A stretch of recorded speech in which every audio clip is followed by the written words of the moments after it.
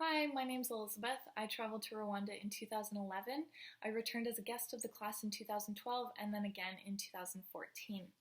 Right now I'm working as a full-time high school and English French teacher in Kitchener, Ontario. My love of traveling was sparked at an early age, but it wasn't until I went to Rwanda that I truly learned how to move from tourist to service learner and how to put a proper emphasis on intercultural competency. And I used that competency in Rwanda by engaging with entirely new people and new places in a way that honored their local identities and histories. I used these same skills when I went to Bogota, Colombia. I spent a year teaching English to Colombian soldiers who had been injured during active duty, which was a hugely rewarding experience. And that led me to getting my dream job as a high school teacher in Ontario. And I still use those same skills of intercultural competency to teach from a framework of equity and inclusion and to create classroom environments that acknowledge and celebrate and honor the diverse identities of the people who are in my classes. And I truly don't think that these skills and expertise would have been as sharply honed if I had not gone to Rwanda in the first place. In Rwanda, I volunteered my time at Gisimba Memorial Center all 3 times that I went.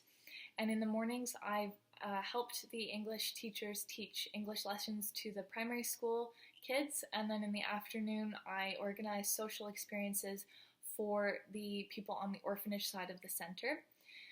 It's hard to specify my favorite memory of Rwanda because there were so many, but truly one of my most favorite memories was the afternoons that I spent at Gisimba working with and hanging out with people who were closer to my age.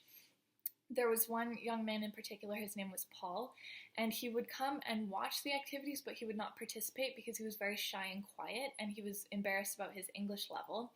But over the 5 weeks, I was able to chip away and get to know him, and then closer to the end, he shared his story with me, which truly felt like a gift because it had taken such a long time to get to know him. And he talked about his experiences of being a 4-year-old and surviving the 1994 genocide against the Tutsis. And that was a very sobering experience, but it was truly a gift to me to be able to hear his story and to be able to become his friend. And I value the service learning framework that we learned before we even arrived in Rwanda because it led to a much more rich and valuable experience for both Paul and myself. And I truly don't think that a passing tourist would have had the same experience and had made the same connection because it took a lot of trust on both our parts and it took a lot of time. It took weeks. And we still message each other weekly on Facebook, so I'm very lucky to count him as a friend. These cross-cultural experiences taught me to reach across the divides that separate people and has given me the skills necessary to meet new people and embrace new experiences that I never would have before.